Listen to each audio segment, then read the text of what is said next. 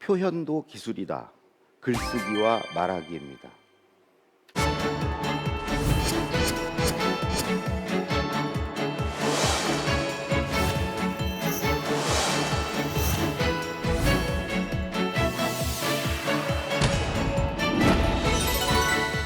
12가지 방법 중에 첫 번째 방법은요.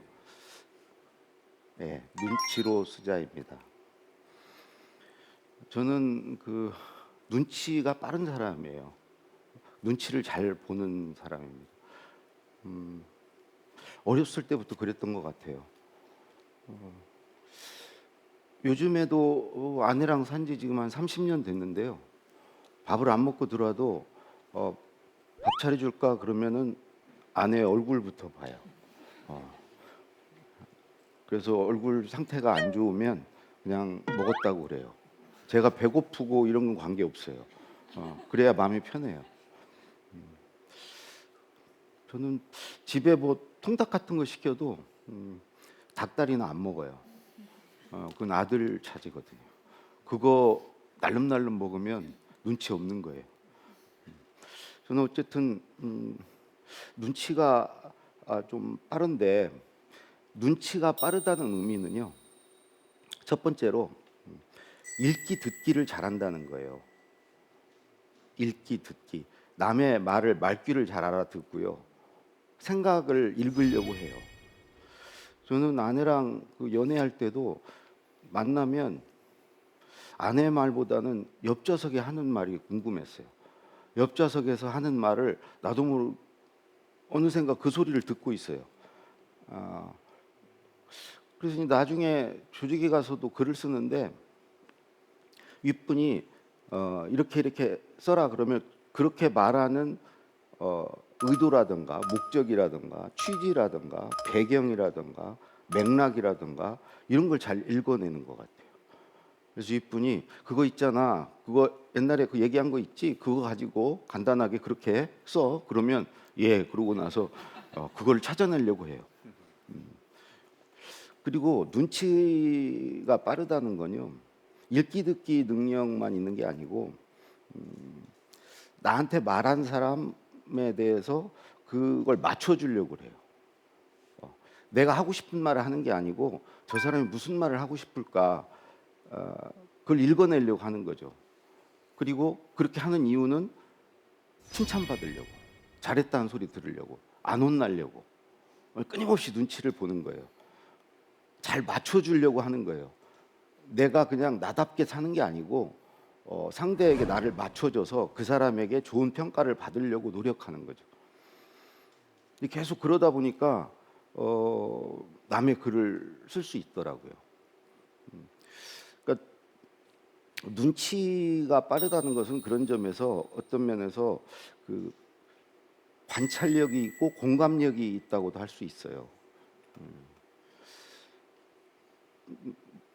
그렇게 봐야 사람의 마음을 읽으려고 해야 내가 맞춰줄 수 있으니까. 계속 저는 이제 글을 쓴 게 아니고 말을 듣고 생각을 읽은 거죠. 그러니까 여러분들도 조직에서 글을 쓰건 뭐 다른 글을 쓰건 그 독자를 읽으려고 그러고 또 그 독자가 원하는 걸 들으려고 하면 이제 글이 써죠. 저는 글을 쓸 때 예를 들어 대통령 글을 쓸 때 대통령의 소리가 들렸어요. 이렇게 쓰고 있으면 대통령이 됐고 우리 결론이 뭡니까? 하거나 아니면 쓰고 있으면 다짜고짜기 무슨 말이에요? 천천히 좀 얘기해 보세요. 이런 소리가 들리는 거죠. 그게 이제 눈치로 쓰는 겁니다. 방법은 유심히 그 사람의 말을 듣고 그 사람을 보는 거예요. 유심히 보는 거죠. 그냥 여벌로 보지 않고 유심히 보고 귀담아 듣고 직장에서 글을 쓰건 어디서 글을 쓰건 이게 이제 제가 말하는 첫 번째 눈치로 쓰자고요. 근데 문제는 눈치로 계속 쓰면요 정신 건강에는 안 좋습니다. 너무 스트레스를 받기 때문에 거의 그 사람의 빙이 돼서 쓰거든요. 내가 아니고 그 사람에게 맞춰줘야 되기 때문에 그 사람이 돼요. 그 사람과 같이 생각하고 그 사람이 하고 싶은 말을 찾아내고 이런 거기 때문에 별로 제가 권하고 싶은 방법은 아닙니다.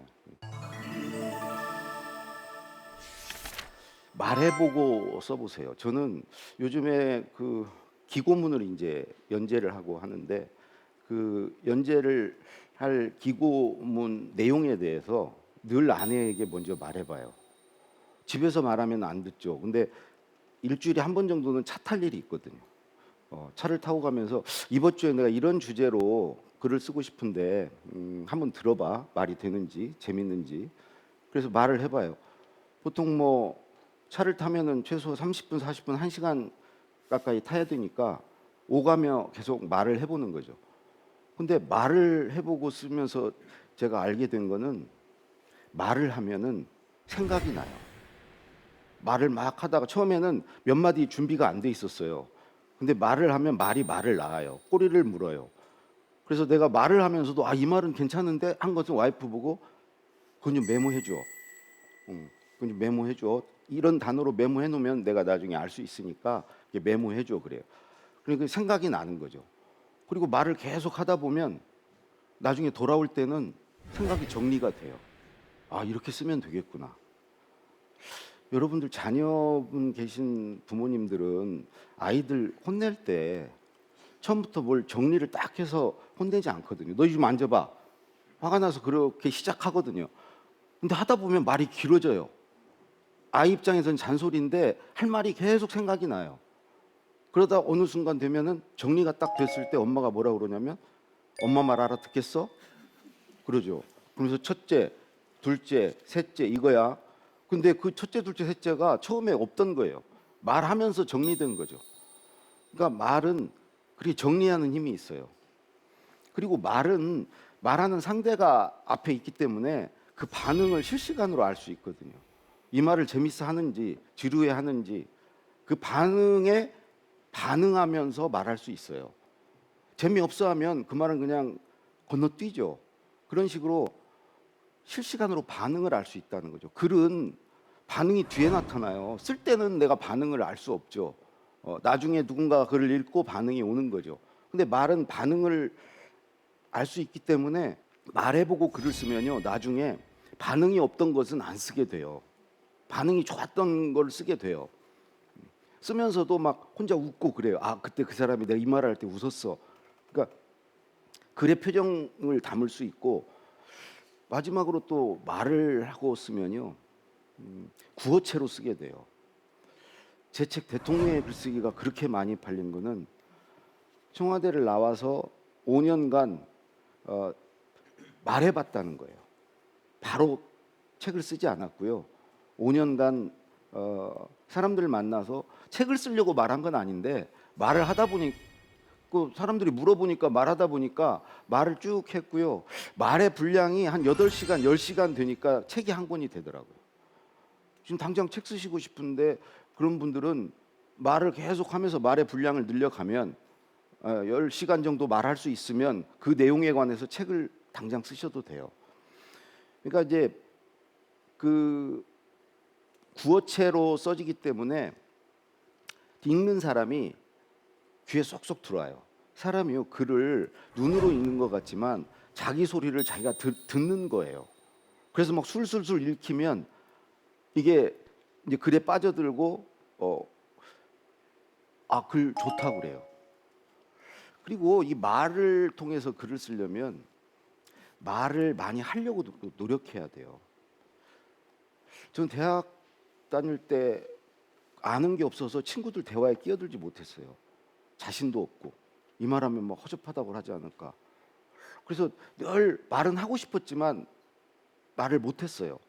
그러다 친구들이 쥐들은 실컷 말하고 야 이제 늦었으니 집에 가자. 그럴 때 막 자괴감이 들었어요. 집에 가는 길에. 그리고 다음에는 말해야지 했는데 또 말 못하고 늘 그런 시기였거든요. 근데 제가 나중에 이제 직장에 다닐 때는 뭐 윗분을 모시면 윗분과 둘이 있게 되는 경우가 있어요. 단둘이. 그때 나도 말을 않고 있으면 윗분의 시간을 그냥 허비하는 거죠. 그러니까 말을 해야 돼요. 그래서 말을 늘 준비했어요. 무슨 말을 꺼낼까? 그리고 밥 먹을 때 누구랑 약속이 있으면 늘 말을 준비해 나갔어요. 제가 이제 아는 것도 적고 독서도 안 했기 때문에 그렇게 준비하지 않으면 말을 못 했기 때문에 오늘 밥 먹으면서는 이런 얘기를 한번 내가 꺼내야 되겠다. 그래서 미리 준비를 해가지고 그 말을 늘 해보는 걸 했어요. 그러니까 그러다 보니까 이제 말의 분량도 늘어나고 그 말이 글쓰기에 이제 도움이 되더라고요. 사실 글쓰기는요, 질문에 답하는 거예요. 생각해 보세요. 일기 쓰실 때 자기가 자기한테 물어봐요. 오늘 내가 뭐 했지? 뭐 했구나. 자기가 나한테 질문하고 그 답을 쓰는 거예요. 이거에 대한 내 생각이 뭐지? 물어보고 쓰는 거죠. 회사에서 쓰는 모든 글들은요, 공직이나 뭐 쓰는 글들은 질문에 답하는 거예요. 내가 아는 걸 쓰는 게 아니고 그걸 쓰라고 한 사람이 궁금해하는 거, 알고 싶은 거, 그 사람의 질문에 답하는 거예요. 야, 그 현황이 지금 어떻게 되냐? 그거 뭐 문제 없냐? 그럼 어떻게 해야 돼? 뭐 아이디어 있어? 이런 질문에 답하는 거라고요. 그러니까 질문지를 작성할 수 있으면 글을 잘 쓸 수 있는 거죠. 그러니까 글을 쓰기 전에 저는 예를 들어 어떤 사안에 관해서 뭘 글을 써야 된다. 그러면 그것에 관해서 뭘 궁금해할까, 뭘 알고 싶어할까. 그러니까 가려운 데를 긁어줘야 돼요. 되게 등 누구 보고 긁어달라 그럴 때 그 오른쪽 아래 그래 거기 그거잖아요. 근데 보통 그 질문을 하지 않고 그 궁금한 거하고 관계없이 사람들이 궁금한 거 관계없이 내가 쓰고 싶은 걸 쓰면 가려운 데를 긁는 게 아니죠. 예를 들어서 내 자서전을 쓰고 싶다. 자기에 대해서 질문 100개만 해보세요. 질문지 100개만 만들어 보세요. 내 인생에 가장 영향을 끼친 사람은 누군가? 내 인생의 변곡점은 언제였나? 이 질문을 할 수 있잖아요. 그리고 그 질문에 대한 답은 나밖에 못 하잖아요. 그 질문을 해보고 글을 써라. 누군가 이제 어떤 글을 쓰라고 그러면 저 사람이 궁금해하는 게 뭘까? 뭘 알려주면 저 사람이 맞아, 바로 그거야라고 할까? 요즘 세상은요, 그 답을 찾는 건 어렵지 않아요. 그러니까 문제를 푸는 사람이 필요한 게 아니고 문제를 내는 사람, 답하는 사람이 아니고 질문하는 사람이 필요해요. 왜 그러냐면 인터넷 뭐 검색하고 하면은 답은 다 있거든요. 다 풀 수 있어요. 근데 이제 문제 내는 사람, 질문하는 사람이 결국은 창의적인 사람인데 이제 그런 사람이 저는 많아져야 된다고 생각해요. 글쓰기는 항상 독자가 있는 거죠. 일기도요. 미래의 내가 그 글의 독자예요. 언젠가 읽어보려고 쓰는 거거든요. 그러니까 모든 글은 이제 독자가 있는데 중요한 것은 글을 잘 쓰려면요. 독자를 위해서 써야 돼요. 독자에게 도움을 주려고 써야 돼요. 독자를 위하는 마음이 있어야 된다고요. 이런 강연도 말하는 것도 그런데요. 말하는 것도 내 말을 듣는 사람에게 뭔가 도움을 주려는 그런 간절한 마음이 있을 때 말을 잘하죠. 그런 마음이 있는 사람은 첫 번째 그런 말을 찾으려고 하죠. 그런 내용을 뭘 줬을 때 이 사람이 도움이 될까? 고마워할까? 예를 들어서 제가 글쓰기에 관해서 글을 쓰고 말을 한다. 그럼 저는 세 가지를 주려고 그래요. 첫 번째는 글 쓰는 팁, 글 쓰는 방법. 두 번째는 글쓰기 자신감. 내 말을 듣고 내 글을 읽고 나면 아 그래? 그런 방법이 있어? 나도 쓸 수 있겠네. 별거 아니네. 이런 자신감. 세 번째는 글을 쓰고 싶은 마음. 그래 나도 한번 써보자. 이런 것을 내 강의나 글을 읽고 세 가지를 가져갔으면 하는 마음으로 말하고 글을 써요. 근데 거기에 집중하면 글이 써져요. 그런 간절한 마음이 있으면. 그리고 독자가 그걸 알아요. 아, 이 사람이 나에게 뭔가를 주려고 하는구나. 고마워해요. 그러니까 예를 들어서 강의를 막 벌벌 떨고 막 버벅거려도 그런 마음이 읽히면 나를 위해서 지금 뭔가를 주려고 하는데 저 사람이 지금 저게 잘 안 되는구나. 그러면 오히려 더 감동받아요. 더 진정성을 느껴요. 더 귀담아서 들으려고 그래요. 그러니까 결국은 그 독자를 위하는 마음이거든요. 그 위하는 마음만 있어서는 안 되고 그 실제로 도움이 되는 물건을 전달하려고 해야죠. 그것도 전달이 돼야 되는 것이고. 그 저도 직장에서 이제 글을 써보면 결국 직장 글쓰기의 독자는 상사분들이거든요. 상사를 위하는 마음이 있어야 돼요. 이분이 내 보고서 들고 더 위에 올라가서 윗분한테 안 혼나게 해드려야 되겠다. 칭찬 좀 받게 해드려야 되겠다. 이분 정말 승진도 좀 내가 시켜드려야 되겠다. 이런 마음이 있어야죠. 근데 그 위하는 독자를 위하는 마음이 생기려면 기본적으로 그 사람을 좋아해야 돼요. 좋아하지 않으면 위하는 마음이 안 생겨요. 그러니까 이제 그런 글을 쓰려면 상사를 좋아해야죠. 독자를 좋아해야죠. 근데 모든 상사는요, 되게 악역 맡은 분들이거든요. 좋아하기가 굉장히 힘들어요. 그래서 저는 어떻게 방법을 찾았어요. 저보다 역량이 아주 뛰어난 상사, 그런 분들이 되게 막 지적하고 막 혼내고 막 이런 분이죠. 그런 분을 만났을 때는 내가 그분한테 배운다고 생각하는 거예요. 막 혼내면 아, 오늘 진짜 많이 가르쳐 주는구나. 저보다 수준이 좀 낮아. 거의 저한테 얹혀가려고 그래. 그런 분을 만나면 그냥 내가 치매 노인 보살핀다. 내가 똥 치워준다. 치워주는 사람이 강자다. 걱정 마십시오. 내가 승진시켜 드릴게. 그런 마음으로. 근데 그 말을 절대 하면 안 되죠. 그런 마음으로 하는 거죠. 직장에서 만약에 이런 걸로 그 상사를 좋아하는 마음을 못 찾으면 그건 떠나셔야 돼요. 직장. 저는 그런 분들 많이 봤는데 겨울바다 해변을 계속 서성이고 있어요. 떠날 용기도 없고 그렇다고 물에 뛰어들지도 않아요.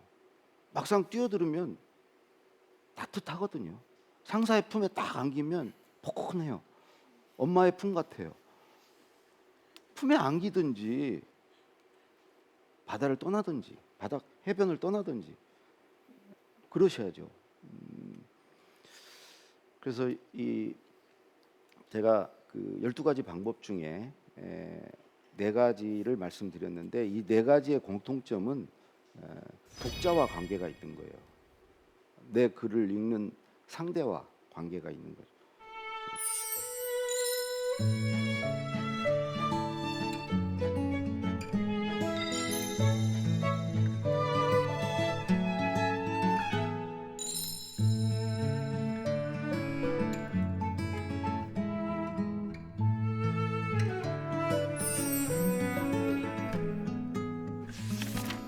저는 독서는 많이 않는데요. 그 목차 보는 걸 굉장히 즐겨요. 이게 언제 만들어졌냐면 제가 중학교 때 그 이모 집에서 있었는데 이모부가 시인이셨어요. 집이 책이 굉장히 많았는데 이모부 서재가 제 방이었거든요. 근데 어느 날 어느 책을 이게 심심해서 그냥 봤는데 그게 한국 중단편 소설집이었어요. 그 되게 이런 거예요. 나도양의 물레방아, 뭐 물레방아 이런 거 있어요. 그때 봤는데 엄청 야한 거예요. 그래서 물레방아, 그 다음에 무슨 뽕이라는 소설도 있고요. 그래서 내가 그때 깜짝 놀랐어요. 아, 이런 세계가 있구나. 그래서 그때부터 그걸 찾아 읽기 시작했어요. 근데 방법이 목차를 봐야 돼요. 목차를 딱 보면은 그게 어느 대목에 그런 야한 장면이 나오는지를 목차를 통해서 보는 거예요. 목차를 딱 보고 아니면 그 책은 안 보는 거죠. 근데 요즘에도 저는 독서를 일단 목차를 보고요. 궁금한 대목부터 읽어요. 처음부터 읽지 않아요. 이게 무슨 내용이지? 그래서 그 내용을 찾아서 읽고 앞이 궁금하면 앞에 읽고 뒤가 궁금하면 뒤를 읽어요. 더 이상 안 궁금하면 안 읽어요. 이 목차를 많이 보게 되면요. 글을 구성하는 힘이 생겨요. 모든 글에는요 중간 제목이라는 게 있어요. 생각해 보세요. 뭐 독후감도 뭐 저자 소개라든가 뭐 줄거리 요약이라든가 느낀 점이라든가 뭐 일기도 오늘 한 일이 있고 그거에 대한 느낀 점이 있고 또는 다짐이 있고, 그러니까 어찌 보면 이 중간 제목 글의 목차라는 것은 글의 소재이기도 해요. 소재. 그래서 저는 어떤 사람이 글을 예를 들어 회사에서 보고서를 잘 쓰고 막 기획력이 있다고 이런 평가를 받는 사람들은요 머릿속에 이 중간 제목의 끝단어들이 많이 있는 사람들이에요. 현황, 문제점, 해법, 기대 효과 이런 단어들을 많이 갖고 있는 사람들이에요. 그런 단어가 있어야 중간 제목을 잡아요. 예를 들어서 뭐 저출산 문제에 대해서 글을 하나 써봐라. 그러면 저출산의 현황이 어떻게 되지? 저출산의 문제점은 뭐지? 대책은 뭐지? 그 단어들이 중요한 거죠. 그 앞에는 다 수식어예요. 여러분 고령사회로 바뀌어도 되고 양극화로 바뀌어도 되고 그 앞에 단어들은 다른 걸로 바뀔 수 있어요. 그 뒷단어들이 중요한 거죠. 근데 이런 것들이 목차를 보거나 이런 걸 보면 많이 있죠. 그리고 저는 글을 읽을 때 또는 보고서 같은 걸 볼 때 중간 제목을 유심히 봐요. 제목 중에서도 끝단어. 끝단어가 머릿속에 많이 있으면 예를 들어 소설가 같은 경우는요. 뭐 살인이라든가 탈옥이라든가 복수라든가 뭐 배반이라든가 이런 단어들이 많이 있는 거예요, 머릿속에. 그런 단어가 결국 중간 제목이 되는 거예요. 이런 단어들도 굉장히 중요해요. 비교, 대조, 비유, 사례, 예시, 뭐 과정, 단계, 뭐 이런 단어들을 많이 갖고 있는 사람이 이런 거 생각해 보세요. 글 쓸 때 육하 원칙이라는 거 있잖아요. 누가 언제 이게 다 중간 제목이고 그런 단어들인 거죠. 그래서 어머님들 중에 자녀 뭐 자소서 걱정을 하시면 저는 자소서 한 30개만 뭐 잘 썼다는 자소서들 온라인에 많이 있거든요. 그런 거 갖다가 보면서 뭘 보냐면 그 자소서 안에서 다룬 그 소재, 그러니까 일종의 중간 제목 같은 거예요. 그런 내용들을 쭉 보는 거예요. 보고 아 이런 소재, 이런 내용은 나도 할 말이 있는데 그런 것만 찾는 거죠. 그러니까 30개 자소서를 갖다 놨다 그러면 대부분 자소서에 다루는 것들은 다루지 않는 게 좋아요. 근데 30개 중에 어느 하나 자소서에서 어떤 내용을 다뤘는데 아 요거는 다른 데서는 안 다뤘는데 이걸 다뤘어. 근데 그 내용에 대해서 나도 할 말이 있어. 그런 걸 쓰는 거죠. 그런 걸 찾아 쓰는 거죠. 원래 우리 머릿속에는 많은 것들이 있어요. 근데 그걸 이 목차를 봤을 때 아 이건 나도 할 말이 있다는 걸 생각할 수 있는 거죠. 떠올릴 수 있는 거죠. 근데 목차를 안 보면 그냥 막연한 거예요. 내가 갖고 있는 것도 못 써먹는 거죠. 경험으로 쓰자는 그냥 3단계로 쓰시면 돼요. 첫 번째로 자기 일화, 자기 에피소드, 자기 이야기를 쓰는 거예요. 어느 한 장면을 떠올려서 그 이야기, 그 경험을 쓰는 거죠. 내가 겪은 일. 제 책은 다 모든 한 꼭지 글에는 내 경험이 하나씩 들어가 있어요. 그러니까 그걸로 시작해요. 저는 글쓰기를. 내 기억을 떠올려 보고 떠오르는 기억을 가지고 글쓰기를 시작해요. 내가 옛날에 이런 일이 있었는데 이런 걸 느꼈는데 그 장면을 떠올리는 거죠. 첫 번째로 그 자기 일화나 에피소드를 쓴다. 이야기는요 다 재밌어요. 두 번째로는 그렇게 자기 이야기만 쓰는 데서 그치면 사람들이 그래요. 그래서 뭐? 이게 무슨 의미인데? 재밌긴 한데 그래서 왜 이야기를 하는데 나한테 이래요. 그래서 두 번째 필요한 게 의미예요. 의미. 자기가 그 경험을 하면서 느꼈던 거, 깨달은 거, 알게 된 거, 그 경험에서 얻은 교훈, 뭐 시사점, 그걸 써주는 거예요.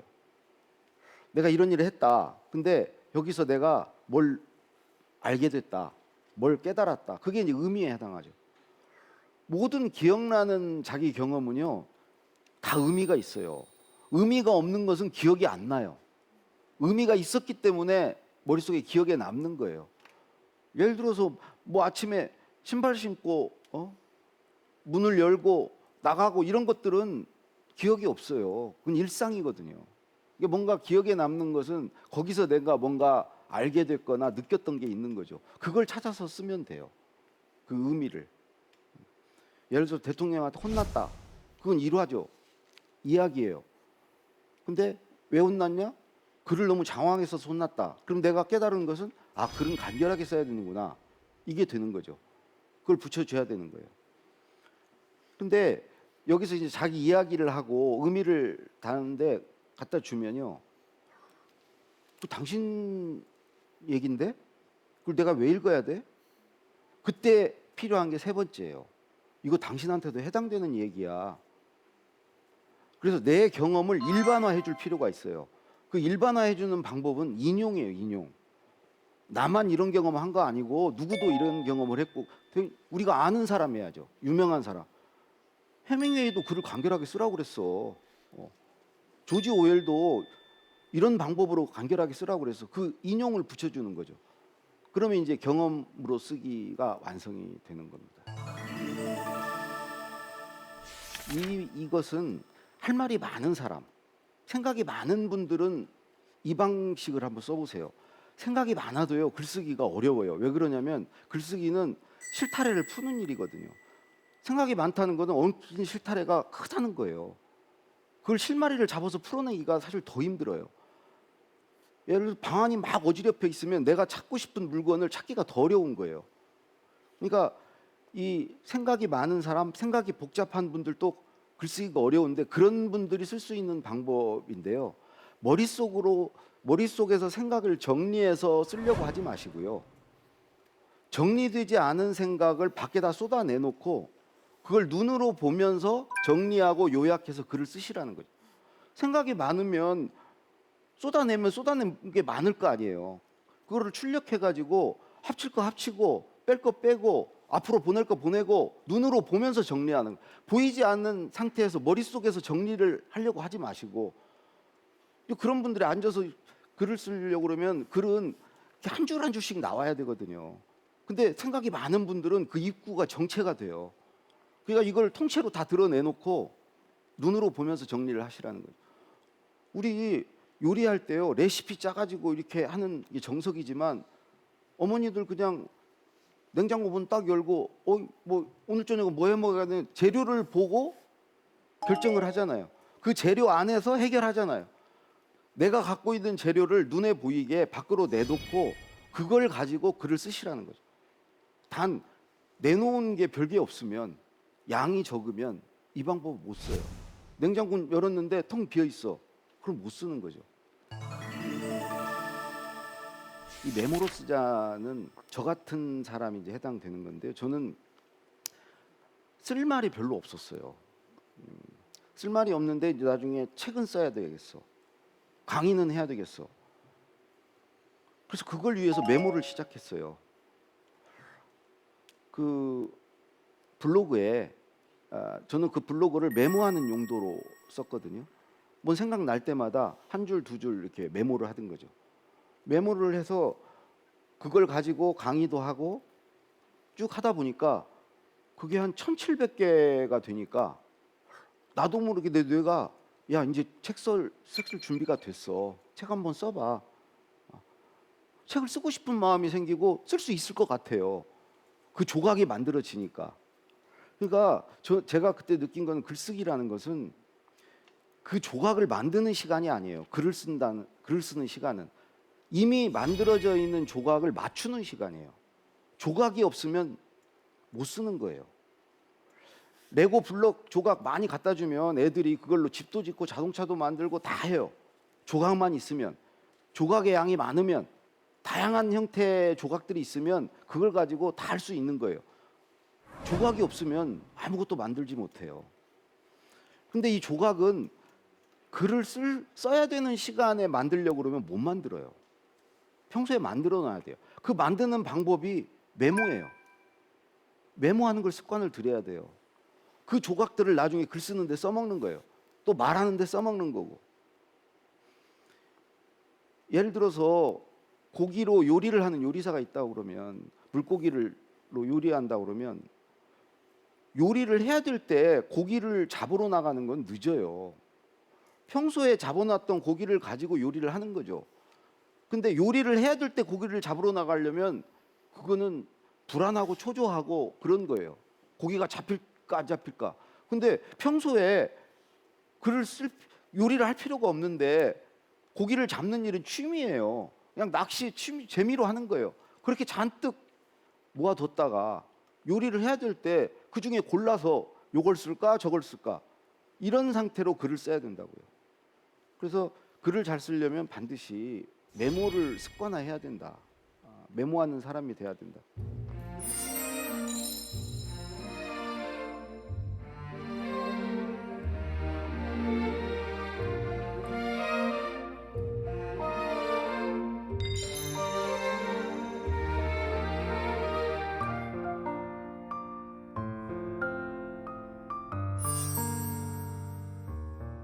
사실은 이 학교에서요, 보통 이걸 굉장히 강조를 하죠. 글쓰기 할 때 제일 처음에 하는 게 주제를 잡아라죠.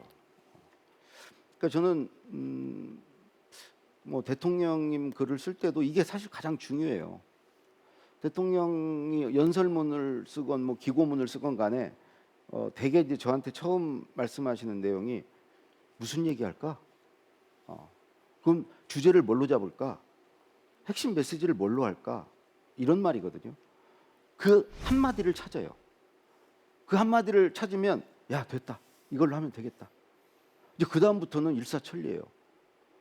그렇게 말하는 이유라든가 배경이라든가 그거를 붙여주면 되거든요. 그 한 줄에다가 살을 붙여나가면 되거든요. 직장에서 보고서를 써보면 되게 이제 회사에서 한 장 보고서 쓰라는 회사들이 많아요. 방법은 저는 세 가지라고 생각해요. 하나는 쓰고 싶은 얘기 다 쓰는 거야. 그리고 줄이는 거야. 그 다음부터 줄이고 줄여서 한 장 안으로 들어올 때까지 줄이는 거죠. 그러면 진국이 돼요. 곰탕 줄이면 진국 되듯이 이건 아까 얘기했던 요약으로 쓰라 방법이죠. 이 주제로 써라는 정말 그분한테 전하고 싶은 딱 한마디. 그분이 나한테 이거 무슨 내용이야? 그랬을 때 이겁니다 라고 말하는 그 한마디를 찾는 거예요. 나한테 한마디만 할 수 있는 시간이 주어졌다고 생각하고 그 한마디를 찾는 거죠. 그래서 그 한마디에서 출발해서 살을 붙여나가다가 한 페이지가 되면은 거기서 끝내는 거예요. 그렇게 쓰려면요, 진짜 한 줄 한 줄이 정말 아껴서 써야 돼요. 내가 이 한 줄을 이 주제를 전달을 해야 되는데 그 전달하기 위해서는 할 말이 많죠. 근데 그 한 페이지를 넘으면 안 되니까 한 줄 한 줄을 정말 아껴가면서 꼭 필요한 말만 넣어가지고 이제 쓰게 돼요. 그게 이제 두 번째 방법. 세 번째는 아까 목차로 쓰는 거예요. 중간 제목 딱 잡아가지고 보통 이제 그 A4 용지 한 장이면 보고서 한 장 쓰려면 중간 제목이 5개 넘어가면 안 돼요. 절대 안 돼요. 보통 한 4개 정도? 제목이 4개 정도여야 돼요. 그럼 제목 4개를 뭘로 잡을까 고민을 하고 이제 글을 쓰는 거죠. 글은 어휘로 쓰는 거죠. 그러니까 어휘력이 좋으면 글을 잘 쓰는 거예요. 글을 쓴다는 것은 계속 어휘가 빨리빨리 떠오르는 사람이 글을 잘 써요. 그리고 정확한 어휘가 떠오르면 좋은 글을 쓰죠. 그러니까 그러기 위해서는 뭐에 대해 쓰려고 그럴 때 그 관련 소위 유의어라고 그러거든요. 비슷한 말들. 그런 것들이 많이 떠오르는 사람이 글을 잘 써요. 그리고 그 중에서 딱 맞는 말을 골라낼 수 있어야죠. 이거는 어휘력을 키우려면 사실 독서를 많이 해야 돼요. 근데 이게 하루아침에 되는 게 아니잖아요. 그래서 제 방법이 있어요. 저는 글을 쓸 때 무조건 포털 사이트에 있는 국어 사전을 열어놓고 써요. 제가 생각난 단어 쓰지 않아요. 저는 저를 못 믿기 때문에, 제 어휘력을 믿지 않기 때문에 쳐봐요. 국어 사전 그 검색창에 쳐봐요. 쳐보면 유의어들이 쫙 떠요. 우리말이 어느 단어를 쳐봐도요, 거의 유의어가 없는 단어가 없어요. 대부분 있어요. 그 중에 더 맞는 단어가 있어요.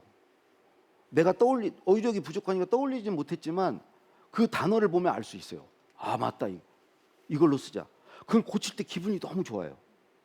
그러니까 회사에서 글을 쓸 때 뭐 보전, 보존, 파장, 파문, 운영, 운용, 뭐 부분, 부문, 이 다 뉘앙스 차이가 있고 어감의 차이가 있거든요. 더 맞는 단어가 있거든요. 마크 트웨인이 그랬어요. 딱 맞는 단어와 적당히 맞는 단어는 번갯불과 반딧불의 차이다.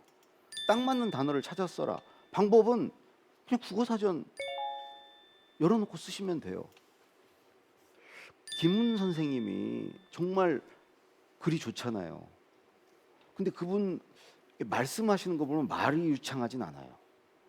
그러니까 말씀하실 때는 어휘가 막 떠오르지 않는 것 같아요. 물론 생각이 깊은 분이라 곱씹으면서 말을 하려니까 그런데 저는 말을 할 때는 국어사전을 못 찾아보시니까 그런 거예요. 글을 쓸 때는 그분은 이 종이 국어사전을 다 찾아보고 쓰신대요.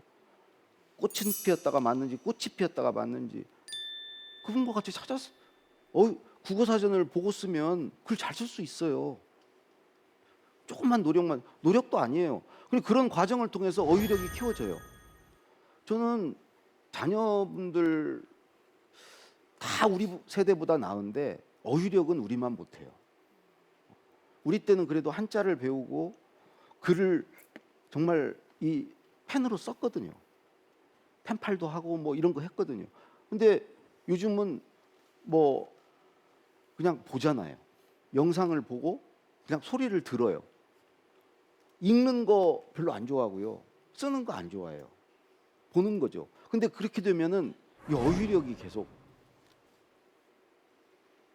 키워지질 못해요.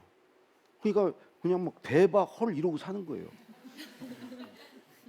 어휘력은 자기 생각을 담는 그릇이에요. 그 그릇이 없으면 생각이 빈곤할 수밖에 없어요. 아니 어휘로 표현을 하잖아요. 근데 표현할 도구가 없는 거예요. 그리고 그 생각이 있는 거예요. 어휘력만큼 생각하는 거예요. 그러니까 어휘력을 키워줘야 돼요. 그리고 글도 잘 쓰고 생각도 깊고 공부도 잘해요. 독해력이 키워지거든. 문제 지문 같은 거 읽는 능력이 나아지거든요. 그러니까 방법은 국어사전을 열어놓고 글을 쓰시면 된다.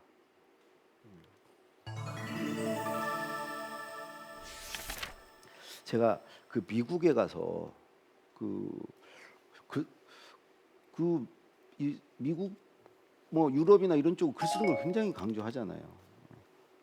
이걸 어찌 보면 가장 중요한 일로 생각을 해요. 그래서 글쓰기 교육을 어떻게 하나 봤더니 발견한 것은 문단 쓰기를 가르치더라고요. 단락.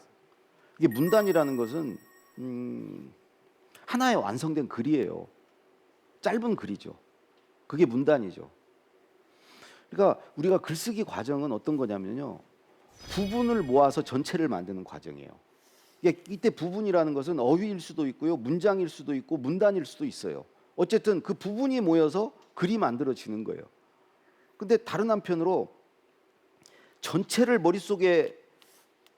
머릿속에 없으면요. 부분을 못 만들어요. 그러니까 글을 쓰는 과정은 부분을 만들면서 전체를 생각해야 되는 거예요. 문맥을 생각해야 되는 거죠. 그러니까 두 가지를 동시에 해야 되는 거니까 힘든 거예요. 근데 제가 미국 그 교육에서 발견한 것은 이 두 가지를 한꺼번에 하지 말라는 거예요. 분리를 한 거야. 부분을 쓸 때는 그냥 부분만 만들어라. 전체는 나중에 부분을 여러 개 만들어서 그걸 결합할 때 그때 해라. 한꺼번에 하지 말고. 그러니까 논리를 만들고 문맥을 만들고 이런 일은 그냥 부분을 만들어 가지고 그걸 합칠 때 해라. 그러니까 긴 글을 쓰려면 이 문단을 여러 개를 써야 되는 거예요. 그죠? 짧은 글 쓰려면 문단 개수가 적어도 되는 거고. 예를 들어서 하버드에서 글쓰기를 가르칠 때 이렇게 해요. 당신이 주장하고 싶은 내용이 뭐예요? 그럼 주장만 들어요. 그걸 하나 써요. 그 다음에 또 물어봐요. 주장하는 그럼 이유가 뭐예요? 그 이유만 써요. 뭐 근거 있어요? 그럼 근거만 써요. 예를 들어서 어떤 제품을 홍보하는 글을 써야 된다면 이 제품이 어떤 내용인지 설명 일단 필요하잖아요. 이 제품이 이런 내용, 그것만 쓰는 거예요. 그럼 또 하나, 이 제품을 쓰면 뭐가 좋은데요? 그 내용만 쓰는 거예요. 그 제품을 썼을 때 어떤 이익이나 효용, 혜택 이런 것만 쓰는 거예요. 그다음에 또 그럼 제품을 사용하려면 사용법은 어떻게 되는데요? 사용법만 쓰는 거죠. 하나씩 하나씩 쓰는 거예요. 단편을. 그래서 나중에 그걸 순서를 어떻게 할지는 뒤에 생각하는 거죠. 뭐를 제일 위로 올릴까? 그래서 두 가지를 분리해 쓰는 거죠. 이게 제가 말씀드리는 문단쓰기입니다. 왜 그러냐면요. 글을 쓰려고 그러면 그냥 뭐 원고지 뭐 20매를 써라. 그럼 그때부터 그냥 숨이 턱 막혀요. 그럴 때 그냥 짧은 글 문단은 3줄 뭐 4줄 그렇잖아요. 그냥 짧은 글 단편적인 내 생각을 하나를 쓰자. 하나씩 써서 나중에 조립하자. 배를 만드는 방식이 그런 식으로 만든다잖아요. 도크에 올 때 부분을 가져와서 결합해서 배를 띄운다고 그러잖아요. 그런 식으로 쓰는 거죠. 굳이 막 설계도를 다 그리고 집 짓듯이 개요를 다 짜고 쓰지 않는다는 거죠. 자동차 만들 때처럼 컨베이어 벨트에서 하나씩 더해가서 마지막에 완성차가 나오듯이 순서대로 쓰지 않는다는 거죠. 자동차 만들 때는 첫 문장 쓰고 그 다음 문장이 쭉 따라가야 돼요. 그런 방식이잖아요. 근데 첫 문장이 안 떠올라서 막 글을 못 쓰잖아요. 그러니까 그런 식으로 쭉 이어가면서 쓰는 것은 굉장히 피곤한 일이에요. 힘든 일이고. 근데 덩어리 하나씩을 만드는 거, 문단을 쓰는 것은 긴 글 쓰기는 어려워도 문단 쓰기는 어렵지 않다는 거죠. 사실 글을 잘 쓴 글은 없다고 그랬어요. 잘 고쳐 쓴 글만 있다고 그랬어요. 유명한 작가들, 글 잘 쓰는 사람들은 글을 잘 고친 사람들이죠. 근데 우리는 그 고친 글의 결과물만 보고 겁에 질려요. 와, 나는 안 돼. 그분도 초고는요 엉망이었어요. 해밍웨이 본인이 그랬잖아요. 내 초고는 뭐 쓰레기다, 걸레다. 그걸 내가 수십 번, 뭐 200번 막 고쳤다. 그러니까 누구나 글쓰기는 어려운 일이고요. 초고를 잘 쓸 수는 없어요. 그래서 이 퇴고로 쓰자는 말은 첫 번째요. 쓰기와 고치기를 분리하라는 거예요. 쓸 때는 쓰기만 해라. 그리고 쓴 것을 나중에 고쳐라.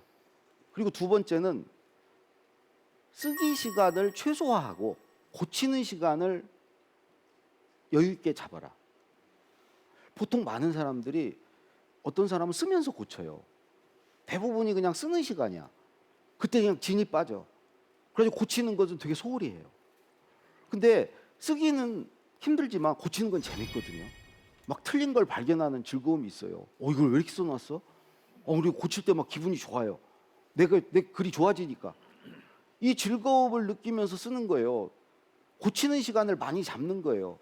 근데 사실 쓸 수 있는 내용도요, 쓰기 시간을 많이 잡을 필요가 없는 게 여러분들 각자 생각해 보세요. 내가 어떤 주제에 관해서 글을 써야 된다 할 때 한 20분, 30분 이상 쓸 거리가 있는가? 없어요. 그걸 가지고 하루 종일 붙들고 있는 거예요. 그 말은 고치고 있는 거예요. 예를 들어서 자기 쓸 수 있는 말, 지금 생각나고 하고 싶은 말 딱 쓰면 20분, 30분이면 돼요. 거기다가 뭘 찾아가지고 붙이고 뭘 이런 것들은 다 고치기 작업이에요. 쓰기는 그냥 내가 지금 갖고 있는 거, 하고 싶은 말, 그것만 딱 쓰라는 거죠. 그래서 저도 그게 잘 안 돼요. 자꾸 이렇게 막 더 나를 잘 보이고 싶으니까 쓰면서 고치게 돼요. 근데 그걸 안 하기 위해서 저는 아예 스톱워치를 딱 하고 20 딱 정하고 모래시계 딱 뒤집어 놓고 이 모래 떨어질 때까지만 쓴다. 그렇게 정해놓고 써요. 그렇게 되면 뇌가 더 위기의식을 느끼면서요. 시간이 없으니까 하여튼 최대한 써내려고 해요. 제가 대통령 담화문 쓸 때 그런 방식으로 써요. 대통령 담화문은요. 내용이 뭐 좋고 나쁘고 중요한 게 아니에요. 시간이 중요해요. 시간 내에 써야 돼요. 그때 이제 해보니까 이렇게 쓰기 단계는 이 방식이 좋겠다. 그리고 이제 시간이 남았잖아요. 남은 시간 내에 고치는 거죠. 그 초고가 허접하면 허접할수록 더 할 일이 남은 거예요. 올라갈 일만 남은 거예요. 이게 허접한 거 하나 써놓으시고 그걸 고치시라고요. 이게 근데 고칠 때 방법이 한 세 가지만 말씀드릴게요. 첫 번째는요, 여러 번 봐야 돼요. 이때 안 보이던 게 여기 보여요. 횟수가 중요해요. 두 번째는요, 목적 의식을 가지고 봐야 돼요. 어휘를 바꿀 때는 어휘만 하나만, 사실관계를 고칠 때는 사실관계, 뭐 연도라든가 사람 이름이나 사실관계만, 문단을 볼 때는 문단만, 이 문단 하나가 완성된 글인가, 하나만 보는 거예요. 그러니까 한 번에 하나씩 이거를 처음부터 쭉 보면서 고치면은 뇌가 이걸 잘 못해요. 한 번에 하나씩. 마지막으로 자기 안에 오답 노트가 있어야 돼요. 오답 노트.